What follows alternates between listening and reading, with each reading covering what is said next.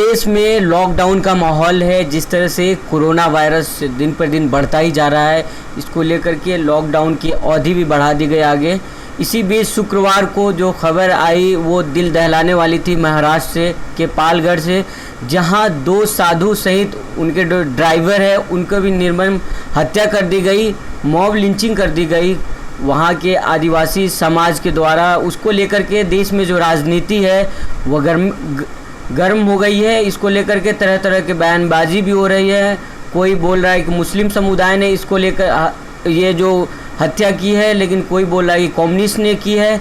इसके बीच हमारे साथ इन्हीं सब मुद्दों को लेकर बातचीत करने के लिए मौजूद हैं शोएब जामई। आपने टीवी डिबेट्स में इनको देखा होगा, बड़ी बेबाकी से अपनी बात को रखते हैं और सही तरीके से भी अपनी बात को रखते हैं। बहुत स्वागत है आपका। बहुत बहुत शुक्रिया। सबसे पहले सवाल ये है कि जिस तरह से पालघर में जो हत्या हुई है उसको लेकर राजनीतिक बहुत तेज हो गई है, आप कैसे देखते हैं इसको? देखिए, ये देश इस वक्त जो है भीड़ तंत्र की ओर जा रहा है। और जब आपको याद होगा कि अखलाक की, जुनैद की, पहलू खान की और तबरेज़ की हत्या हुई थी, तब भी हमने कहा था कि इस देश के लिए भीड़ तंत्र बहुत ही ख़तरनाक है। और ये देश लोकतंत्र से चलता है, कानून से चलता है, भीड़ तंत्र से नहीं चलेगा।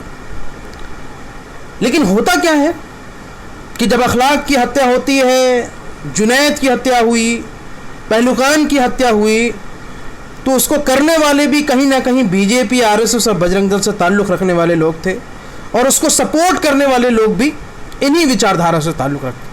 हद तब हो जाती है जब रामगढ़ में अलीमुद्दीन की हत्या होती है भीड़ के द्वारा, और उसके बाद जो अपराधी थे, जो दोषी थे, उनको जेल से वापस आने के बाद फूलों से स्वागत किया जाता है। और करने वाले कौन होते हैं? बड़ी शर्म की बात इस देश के लिए। देश का केंद्रीय मंत्री इन अपराधियों को, इन दोषियों को फूलों से स्वागत कर रहा होता है। जब इस तरह का हौसला आप इन भीड़ को बढ़ाते हैं, इन अपराधियों को बढ़ाते हैं, तो ये भीड़ तंत्र किसी को नहीं बख्शती है। सांप को दूध जो आपने पिलाया था वो हमको काटता था, तो आज आपको भी काट रहा है। मैं तो कहता हूँ कि पालघर में जो घटना हुई है बहुत ही दुखद है, बहुत ही निंदनीय है, मानवता को शर्मसार करने वाली घटना है। कैसे 2 मासूम साधु संतों का कत्ल पुलिस वालों के सामने भीड़ कर देती है, और उसके बाद प्रशासन खामोश, पुलिस वाले कुछ कर नहीं पाते हैं। कैसी उनकी मानसिकता होगी उस भीड़ की, ये इस बारे में तो मैंने पहले रेश किया था। लेकिन पहले मरने वाले अल्पसंख्यक समुदाय के थे तो आपको फिक्र और चिंता नहीं थी। आज ऐसा हुआ है तो आपको चिंता हो रही है। मैं कह रहा हूँ, मैं इसमें बड़ी बेबाकी से कह रहा हूँ कि जो अपराधी हैं, जिन आदिवासियों ने, जिन नक्सलियों ने जो ये घटना को अंजाम दिया है, जो अंजाम दिया, ये शर्मनाक है, बेहद शर्मनाक है। शोएब भाई, एक अहम सवाल ये भी है कि जिस तरह से ये घटना हुई है, या देश में और भी कोई भी घटना होती है, तुरंत उसको सांप्रदायिक रंग दिया जाता है। तुरंत इसको कुछ टीवी चैनल्स के जो दूसरे तबके के लोग हैं वो लोग कह रहे हैं कि इसमें बजाबते वो प्रोमो भी जारी किए हैं और उसमें दिखा भी रहे हैं कि उसमें शोएब नाम का जो शख्स है वो मार रहा है। इसमें आप कैसे देखते हैं इसको?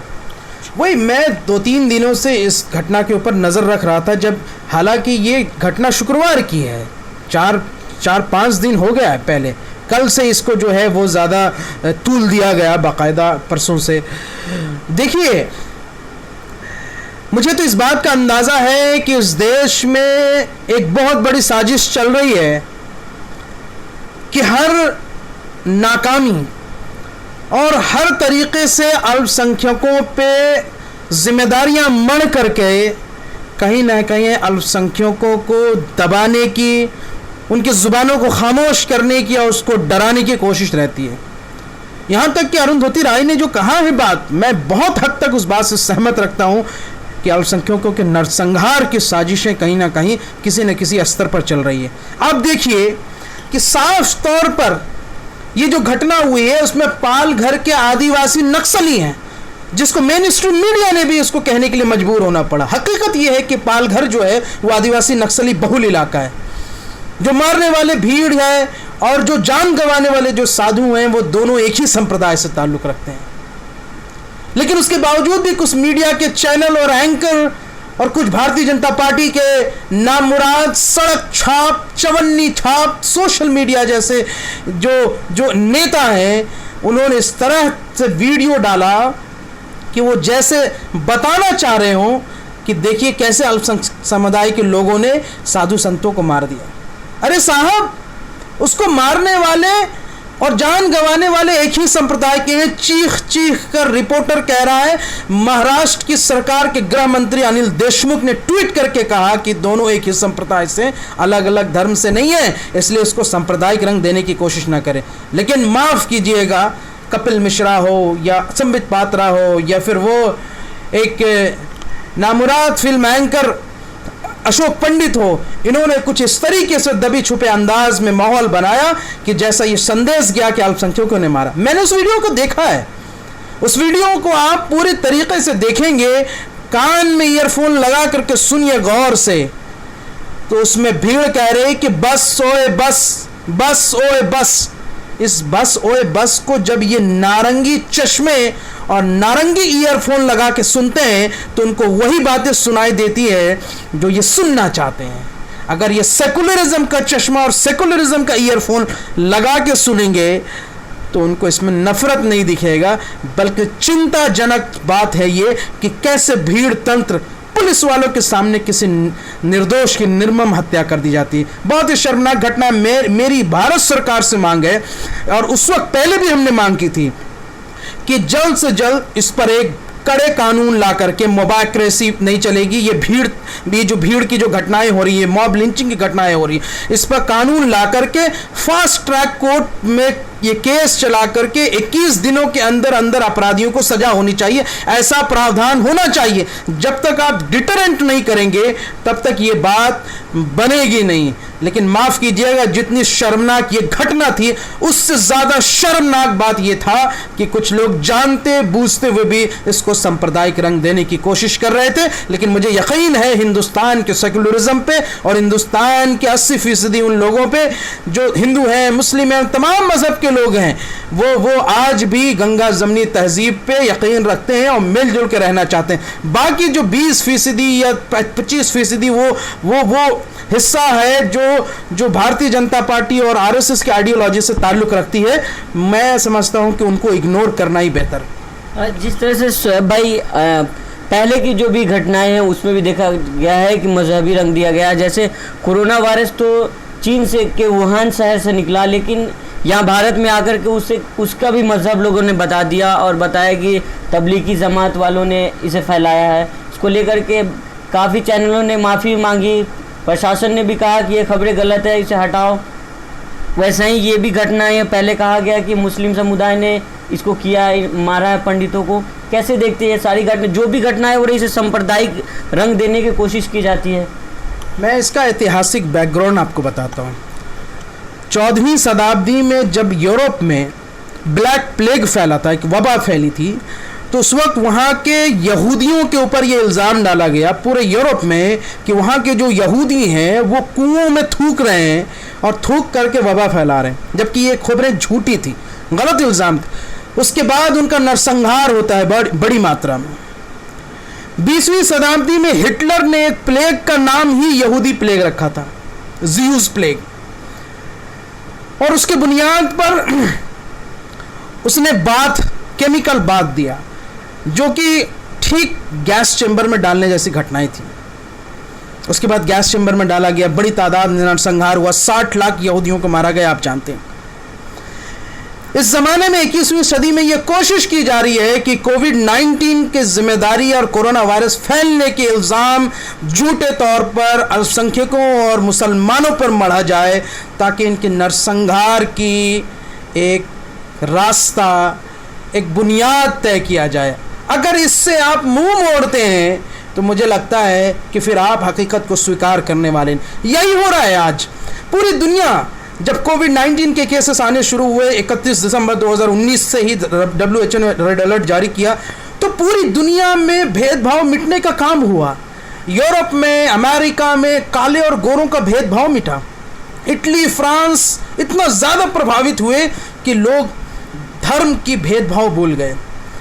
यूरोप में जो ब्रिटेन के जो 4 बड़े बड़े डॉक्टर थे जिन्होंने कोरोना वायरस में सबसे पहली शहादत दी, वो चारों के चारों मुसलमान थे, और उसमें हमारे देश का बेटा अमरोहा का रहने वाले डॉक्टर जीशान भी थे। पूरी दुनिया में जो ये कोरोना वायरस का जो कहर चल रहा है, उसमें जो एक रिसर्च टीम जो वैक्सीन बनाने का काम कर रही है, वो विस्टार इंस्टीट्यूट फिलाडेल्फिया अमेरिका में, उसमें जो प्रोजेक्ट मैनेजर है वो मुसलमान है, वो जैदी है, फराज जैदी उनका नाम है, जो वैक्सीन बनाने का काम कर रहे हैं कोरोना वायरस के खिलाफ। पूरी दुनिया जो है वो मुसलमानों के कंट्रीब्यूशन को सलाम कर रही है, पहचान रही है कि अरब ममालिक ने कितनी बड़ी तादाद में इन कंट्रीज़ की मदद की। हमारे देश में भी बहुत बड़े बड़े कंट्रीब्यूशन हुए। इस दौरान जो मुसलमानों ने जो राशन बांटने का काम किया, कहीं पर भी कोई भेदभाव नहीं देखा। कई इलाकों से मुसलमानों ने जो है हिंदुओं के अर्थी को कांधा देने का काम किया, अंतिम संस्कार करने का काम। कई इलाकों में मुसलमानों ने स्वास्थ्य कर्मी और पुलिस वालों पर फूल बरसाए। बहुत अच्छी अच्छी तस्वीरें आई, लेकिन यहाँ की मीडिया को वो तस्वीर नहीं दिखती है, क्योंकि ये दंगाई हैं। इनको एक नैरेटिव सेट करना है। मैंने कहा ना कि वो एक साजिश है, ये एक साजिश के तहत शो करते हैं। मुरादाबाद में जो घटना हुई निंदनीय है, ठीक है। यहाँ आपके इंदौर की घटना हुई है, मैं बिल्कुल नहीं, मैं डॉक्टर्स के साथ हूँ, मैं इन पत्थरबाजों के साथ नहीं है। लेकिन उससे भी बड़ी घटना औरंगाबाद में होती है, और औरंगाबाद बिहार के अखौनी गांव में पूरा गांव का गांव जो है 40 से ज़्यादा पुलिस वाले और स्वास्थ्य कर्मियों के ऊपर बेजोर हमला करता है और उनको अधमरा कर देता है। उससे भी बड़ा घटना होती है, लेकिन इस घटना को मीडिया ने छुपा दिया, और ना कोई मीडिया टैंकर चिल्लाता है, और ना ही सवाल करता है, और ना इस पे हंगामा होता है। तबलीगी जमात पे इतनी बड़ी हंगामा हुआ, अब तक वो चला आ रहा है। मौलाना साद हो या तबलीग जमात के लोग की जो थोड़ी लापरवाही थी, जो ज़रा एक मानवीय भूल थी, उसको इतना बड़ा इशू बनाया गया। लेकिन उससे भी बड़ी तादाद में लोग अब तक, आज से 4 दिन पहले तक महाराष्ट्र के लातूर में एक आश्रम में 2300 से ज़्यादा लोग, 2300 से ज़्यादा हिंदू श्रद्धालु रुके हुए थे। लेकिन वो बड़ी घटना इस देश के लिए नहीं होती है, क्योंकि वो अल्पसंख्यक नहीं है साहब। थूकने की बात आप कहते हैं, सीएमओ गाजियाबाद ने अब तक एक सीसीटीवी फुटेज नहीं दिखाया कि वो थूकने की घटना है। 80% से ज़्यादा फेक खबरें जो है तबलीगी जमात के नाम पर चलती है। मैं नहीं, बल्कि खुद पुलिस वाले उसका खंडन करते हुए नजर आए। चैनलों को माफी मांगना पड़ता है। कर्नाटका में और महाराष्ट्र में ऐसी घटनाएं होती हैं कि नौजवान पुलिस पे थूकते हैं और कहते हैं कि मैं मुसलमान हूं। जब पुलिस ने उसकी कुटाई की तो पता चला कि ये हिंदू हैं। ये चल रहा है इस देश में। ये शोएब भाई, एक सबसे अहम सवाल ये है कि जिस तरह से जो सांप्रदायिक रंग दिया जाता है, इसमें जो अपर क्लास है वो तो कोई इसका ये नहीं होता है, लेकिन जो लोअर क्लास है, जो रेहड़ी पटरी वाले मजदूर हैं, जो सब्जी बेचते हैं, आपने देखा होगा कि बहुत लोग हैं कि इलाके में अभी बदरपुर का भी जो घटना थी, वहाँ भी जो पुलिस जो सब्जी बेचने वाले से पूछा गया कि तुम्हारा नाम क्या है, उसने जब नाम बताया उसे मारा पीटा, गाली दिया गया, उसके मज़हब को भी। ऐसे बहुत सारे केसेस आए हैं कि लोग भगवा झंडा लगा करके ठेले वाले सब्जी बेच रहे हैं। आप सही कह रहे हैं। देखिए, मैंने हमेशा कहा कि ये जो नैरेटिव चलाते हैं, इन्होंने कहा कि हम सिर्फ जमात के बारे में बात कर रहे हैं, लेकिन साहब कुछ पढ़े लिखे लोग तो समझ सकते हैं उस बात को। लेकिन जो आप नैरेटिव सेट कर रहे हैं ना, गांव का, खेड़ों का, देहाती आदमी ये समझता है कि ये मुसलमान है जो कोरोना फैला रहे हैं, जबकि कोरोना फैलाने वाले तो चाइना के वुहान शहर के लोग, उसके बाद इटली में फैलता है, और इटली से एक शख्स नोएडा आता है कंपनी में, और उस कंपनी से जो फैलना शुरू होता है कोरोना, फिर पूरे देश में फैलता है। पिछले 2 महीनों में 15 लाख से ज्यादा लोग विदेशों से आए, बिना स्क्रीनिंग के एयरपोर्ट से बाहर निकल के देश के अलग अलग हिस्सों में फैल गए। उन्होंने कोरोना नहीं फैलाया। 90,000 से ज्यादा एनआरआई पंजाब में जो है वो कोरोना पता नहीं कैरियर है या क्या है, लेकिन पंजाब सरकार ने कंसर्न रेज किया कि हमारे यहाँ 90,000 से एनआरआई जो है सिरदर्द बन चुके हैं। वो कौन सी जमात के लोग हैं? और सुनिए आप कि अमेरिका के जॉन हॉपकिंस यूनिवर्सिटी के एक अप्लाइड इकोनॉमिस्ट हैं प्रोफेसर स्टीव हैंक की, उन्होंने ये बताया कि हिंदुस्तान में टेस्टिंग सिस्टम एबैसिमल है। हिंदुस्तान में इस वक्त जहां पूरी दुनिया में, अमेरिका में पर 10 लाख लोगों में से 2.5 लाख लोगों की टेस्टिंग हो रही है, हिंदुस्तान में हर 10 लाख लोगों में से सिर्फ 93 लोगों की टेस्टिंग हो रही है। हमारे यहाँ टेस्टिंग नहीं है। 1300 श्रद्धालु जो गए वहां पे हैं, उनकी टेस्टिंग हुई। गुजरात में बड़ी तादाद में जो लोग आश्रम में थे उनकी टेस्टिंग हुई। जो वहां पे नवरात्रि मना रहे थे उनकी टेस्टिंग हुई। रामनवमी में सैकड़ों की तादाद में जो निकले थे उनकी टेस्टिंग हुई। तेलंगाना में जो लोग निकले थे उनकी टेस्टिंग हुई। 1800 से ज्यादा श्रद्धालु जो है, जो हरिद्वार में फंसे हुए थे, जिनको गुजरात पहुंचाया जाता है रातों रात लग्जरी बसेस में, उनकी टेस्टिंग हुई। जो लाखों की तादाद में मजदूर अपने घर पलायन किए, उनकी टेस्टिंग हुई। और जो श्रद्धालु जो बनारस में फंसे हुए थे, जिनको साउथ इंडिया भेजा जाता है लग्जरी बसेस में, उनकी टेस्टिंग हुई। अगर इनकी टेस्टिंग हो जाएगी तो आपको पता चल जाएगा कि कौन कोरोना फैला रहा और कौन नहीं फैला रहा। अरे ठीक है, जमात को आपने एक दिया कि भाई 30% के केसेस इनके हैं पूरे देश में, मानता हूं मैं, लेकिन 70% किस जमात के हैं, उसका धर्म क्या है, उसका रंग क्या है, उसकी जाति क्या है, उसका नाम क्या है, वो भी कृपया सरकार बताने की कोशिश कीजिए। वरना पूरी दुनिया में देखा गया कि वो मेल और फीमेल के नाम पर तो बताते हैं, एज के बुनियाद पर तो बताते हैं, स्टेट वाइज तो बताते हैं आंकड़े कि कौन कोविड पॉजिटिव केसेस और कौन नहीं। लेकिन शर्मनाक है कि दुनिया का पहला देश है हिंदुस्तान, जहां पे हिंदू और मुस्लिम की बुनियाद पर बांट करके दिखाया गया कि मुसलमानों को कितना कोरोना हुआ और हिंदुओं को कितना कोरोना हुआ। बहुत शर्मनाक, बहुत। ये थे हमारे साथ हिंदुस्तान के मशहूर जाने माने मुस्लिम स्कॉलर शोएब जामई साहब, जिनको आप टीवी डिबेट्स पे भी देखते होंगे। लगातार जो है अपनी बातों को रखते रहते हैं और जो सरकार की गलत नीतियां हैं उसके ऊपर भी आवाज़ उठाते रहते हैं, और जो अल्पसंख्यक और समुदाय है उसके बारे में जो गलत अफवाहें फैलाई जाती है उसका भी खंडन करते रहते हैं। ओखला से न्यूज़ मैक्स के लिए मैं राशिद कमाल।